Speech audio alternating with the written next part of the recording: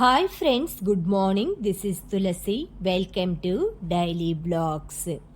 ఈ బ్లాగ్లో నేను మనం ఓవెన్లో ఈజీగా ఒక 15 మినిట్స్ లేదా ఒక హాఫ్ అన్ అవర్ చేసుకునే పనుల వల్ల నెలంతా కూడా హ్యాపీగా మనం పని అయితే చాలా వరకు తగ్గించుకోవచ్చండి. మనం సరుకులు తెచ్చుకుంటూ ఉంటాం కదా మంత్లీ రెగ్యులర్గా.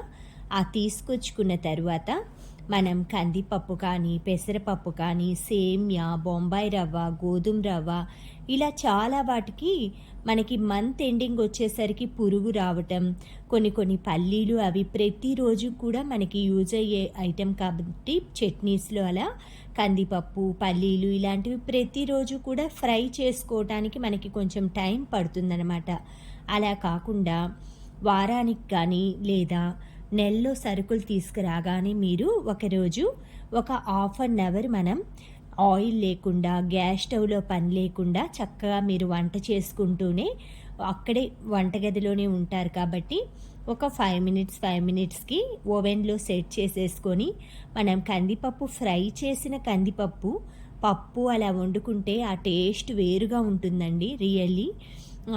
అలాగే పెసరపప్పు కూడా చాయ్ పెసరపప్పు కానీ పొట్టు పెసరపప్పు కానీ వేయించే వాళ్ళు అదివరకు మనకి బాండ్లీలో పోసి పొయ్యిలు ఉన్నప్పుడు కానీ లేదా ఇప్పటికి కూడా గ్యాస్ స్టవ్ మీద చాలామంది కందిపప్పు పెసరపప్పు సేమ్యా బొంబాయి రవ్వ ఇవన్నీ కూడా వేయిస్తూ ఉంటారనమాట.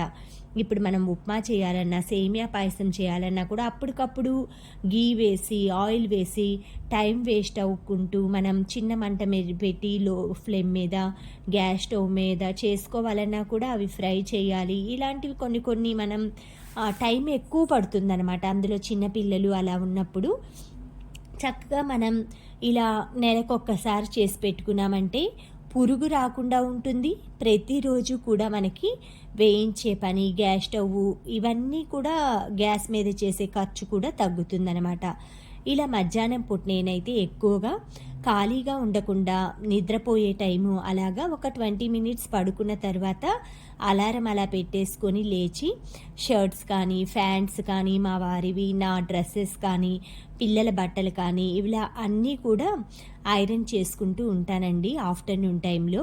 ఒక్కొక్కసారి ఎక్కువ ఉన్నప్పుడైతే ఐరన్ అబ్బాయికి అలా ఇస్తాను, కానీ కొంచెం బట్టలే ఉన్నప్పుడైతే ఆఫ్టర్నూన్ టైంలో ఏవైనా సర్దుకోవటము బట్టల అరమార్లు క్లీన్ చేసి సర్దుకోవటము ఇలాంటివి చేసుకుంటూ ఉంటాను. పప్పులు చూశారు కదా, చాయ్ పెసరపప్పు ఇలా తీసుకురాగానే మనం ఫ్రై చేసి పెట్టుకున్నామంటే తొందరగా పురుగు రాకుండా ఉంటుంది. మనకి ఆ వండుకున్నప్పుడు కూడా టేస్ట్ బాగుంటుందండి. ఇలా నేను స్టిక్కర్లు కూడా అన్ని స్టీల్ డబ్బాలపైన అంటించుకుంటూ ఉంటానన్నమాట. ఎందుకంటే మనం ప్రతి డబ్బా ప్రతిరోజు కూడా వెతుకులాడే పని ఉండదనమాట. అలా అంటించామంటే చక్కగా మనకి కనిపిస్తూ ఉంటుంది. ఈజీగా మనం గెస్ట్ చేసేసి అందులో ఉన్న ఐటెంని వాడుకోవచ్చు. ఇలా ఓవెన్లో ఏదైనా మీరు ఇలాంటి ఓవెన్ డిష్ ఉంటుంది కదా, అందులో పోసేసుకొని చక్కగా 4 మినిట్స్ 5 మినిట్స్ పెడితే సరిపోతుందండి. ఏదన్నా రవ్వ అంటే సుజీ రవ్వ ఉంటుంది కదా, బొంబాయి రవ్వ సన్న గోధుమ రవ్వ ఇలాంటివి వచ్చేసి 3 మినిట్స్ సరిపోతుందన్నమాట. ఎందుకంటే అవి మాడిపోతాయి ఎక్కువ టైం పెడితే. ఇలా మనం మినిమం మీరు ఒక 10 ఐటమ్స్ కందిపప్పు మినప్పప్పు పెసరపప్పు మినప్పప్పు వేయించక్కర్లేదండి. సున్నుండలు అలా చేసేప్పుడు మనకి పొట్టు మినప్పప్పు గుండ్లు ఉంటాయి కదా, అవి మాత్రమే వేయిస్తామన్నమాట. అవి కూడా నేను వేయించి పెట్టేశాను. మామూలుగా మామూలు మినపప్పు అయితే దోశ ఇడ్లీకి అవసరం లేదనమాట. అదే కందిపప్పు అయితే పురుగు వస్తూ ఉంటుంది. అందులో చలికాలం తొందరగా ఏసీల్లో కొంటుంటాం కదండి మనం. మామూలుగా సూపర్ మార్కెట్లు ఇలాంటివి స్టోర్లు పెద్ద పెద్ద మార్ట్స్ వచ్చాయి కదా, అందులో ఎప్పుడు కూడా ఏసీ ఆన్ చేసి ఉంటుందన్నమాట. అందుకని మాయిశ్చర్ ఎక్కువ ఉంటుంది.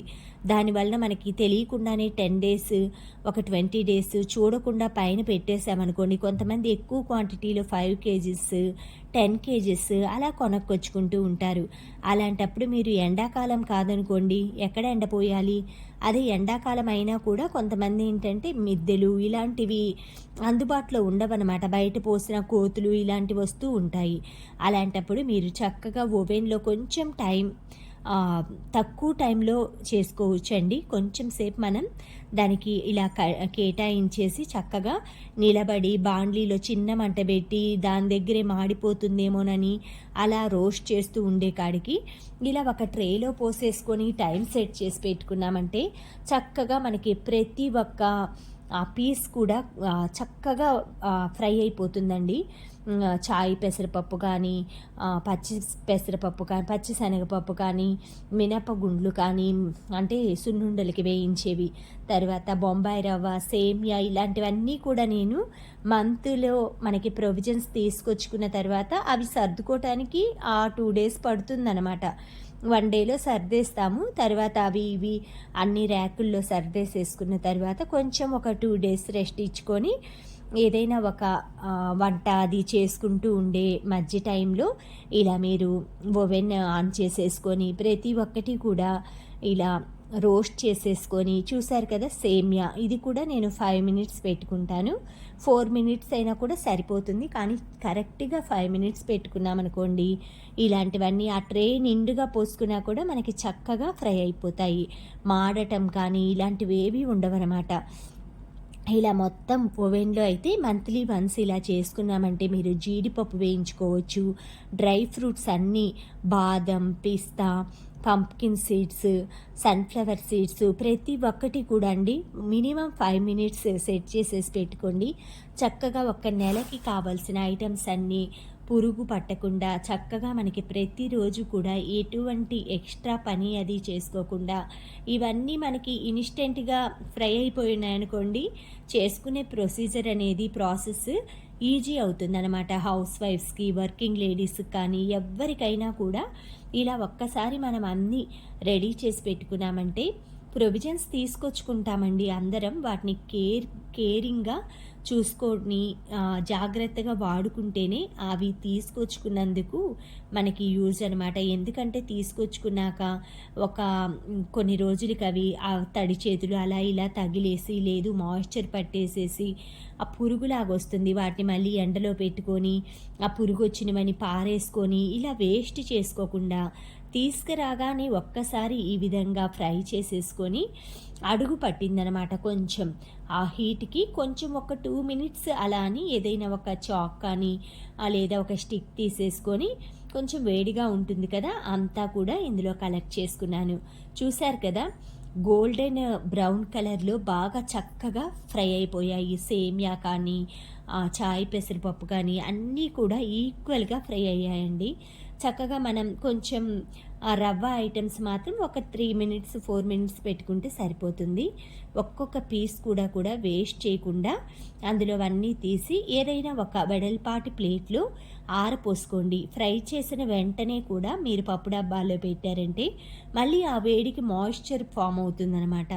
అందుకనేసి మీకు మాయిశ్చర్ ఫామ్ అయినా ఏం అవ్వదు. బట్ ఎందుకు కొంచెం సేపు మనం ప్లేట్లో ఆరపోసేసుకొని చక్కగా అవి పప్పు డబ్బాల్లో పెట్టుకున్నామంటే 1 నెల, 2 నెలలు, 3 నెలలు, 6 నెలలైనా కూడా మనకి ఎటువంటి పురుగు రాకుండా చక్కగా ఐటెం అయితే ఫ్రై చేసిన వాటి టేస్ట్ వేరుంటుందండి. మీరు మామూలు సేమియా, మామూలు రవ్వ వాడి చూడండి ఉప్మాలకు కానీ మిగతా ఏదైనా కూడా కందిపప్పు కానీ ఆ టేస్ట్లో అనేది మనకి ఆ వేరియేషన్ అనేది క్లియర్గా కనిపిస్తూ ఉంటుంది.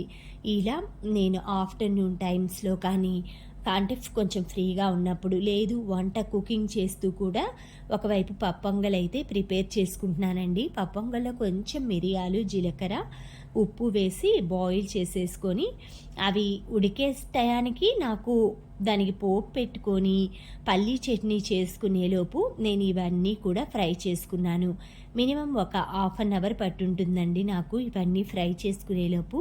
ఈచ్ ఐటమ్స్కి 5 మినిట్స్ 4 మినిట్స్ లెక్కన 1/2 అవర్లో నేను బ్రేక్ఫాస్ట్ అంతా కూడా పప్పొంగలి ఉడకపెట్టుకోవటం, తాలింపు పెట్టుకోవటం, చట్నీ పల్లీలు, కొబ్బరి అవన్నీ వేయించుకోవటం, చట్నీ ప్రిపేర్ చేసుకోవటం, వాటికి తాలింపు అవి చేసుకునేలోపు ఇవన్నీ కూడా రెడీ చేసుకున్నాను.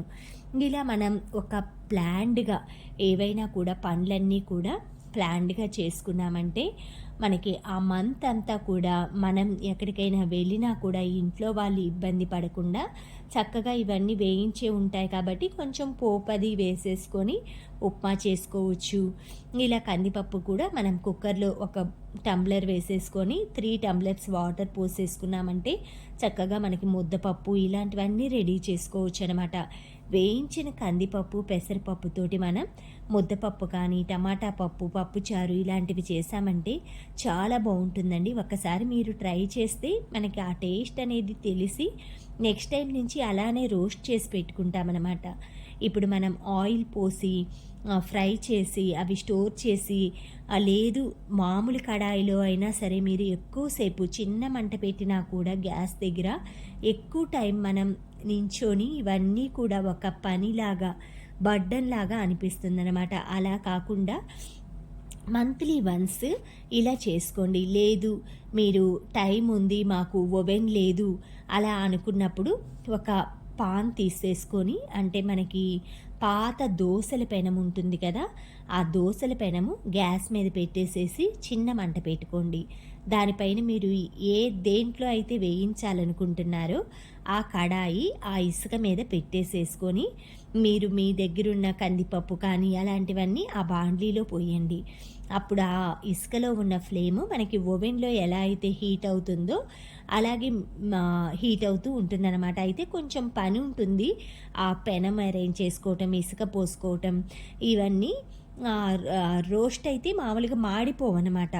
పొయ్యి మీద డైరెక్ట్ మనకి ఫ్లేమ్ మీద పెట్టేదానికి, ఇసుక మీద పెట్టి వేయించేదానికి ఆ తేడా అయితే ఉంటుంది.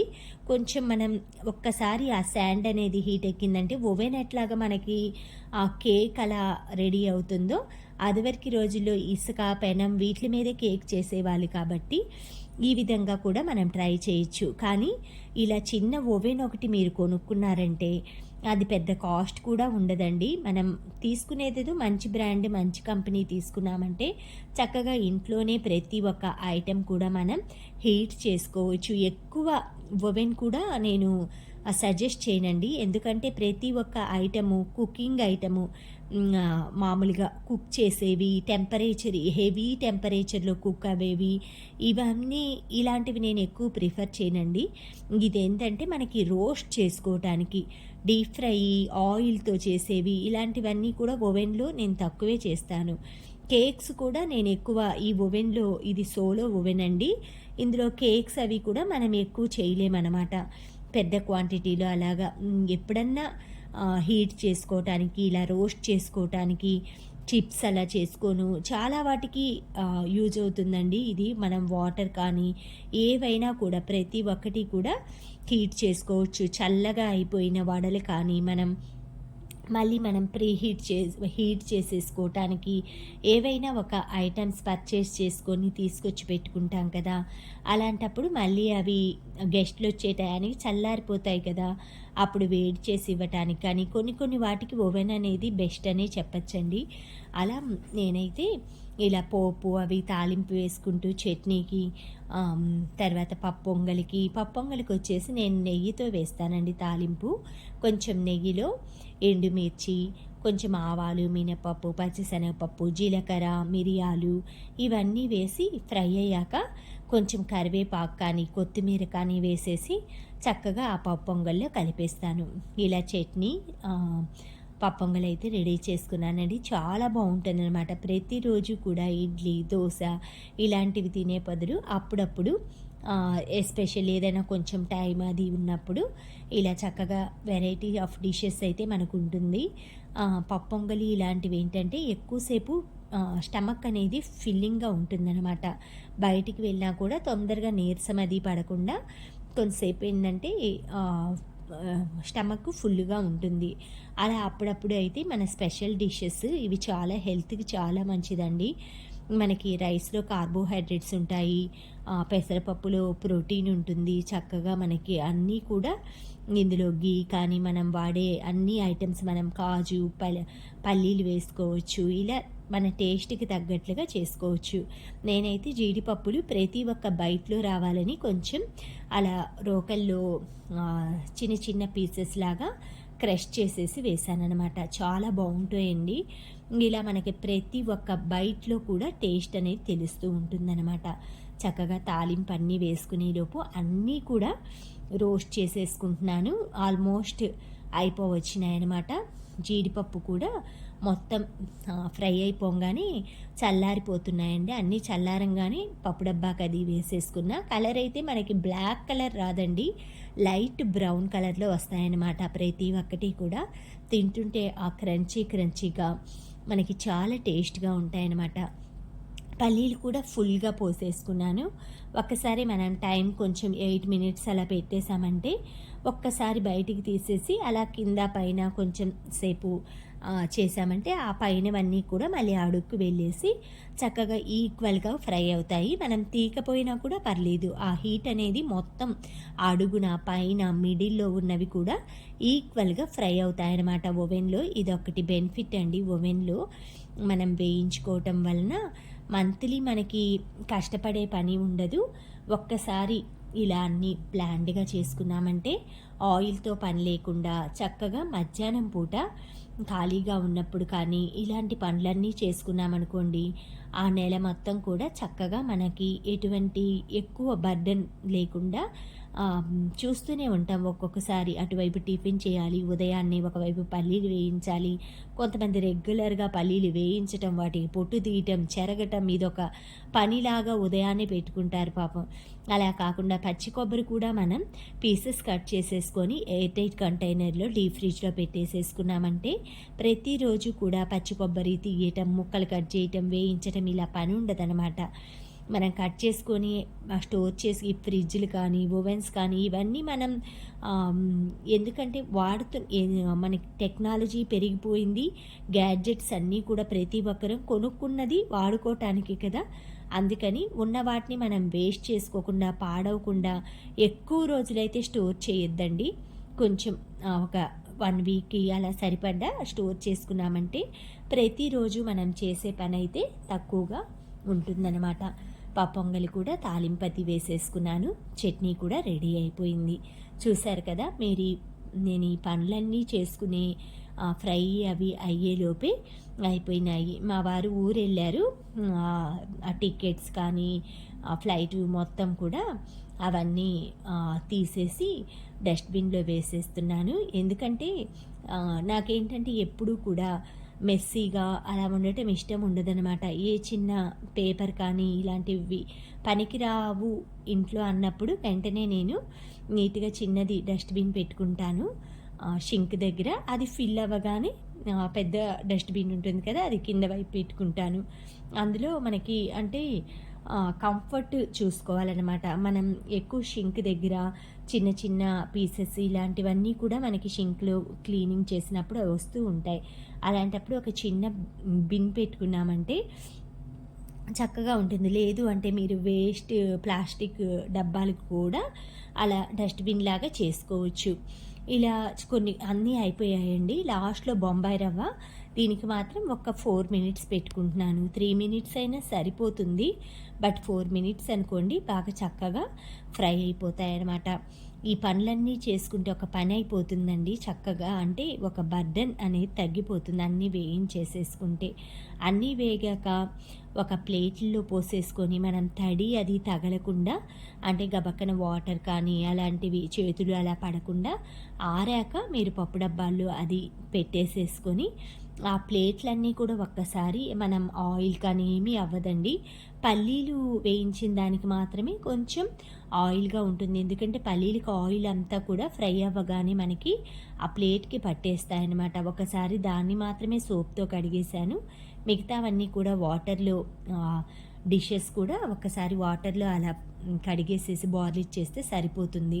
ఈ ప్లేట్లన్నీ ఆరబెట్టడం ఈ పనంతా అంటే ఒక్కసారి మనం చేసుకున్నామనుకోండి, మనం మంత్ అంతా కూడా ఫ్రీగా ఉండొచ్చు కదా! అది ఆ ప్లేట్లు పెద్ద అంట్లు అలాగేం కాదండి. ఆ ప్లేట్లు ఆరపోసేసుకొని వాటిని కొంచెం వాటర్‌లో క్లీన్ చేస్తే సరిపోతుంది. Thank you friends. Thank you for watching. Thank you for valuable time. Have a safe day. Please like, share, subscribe my channel Tulasi Vibes.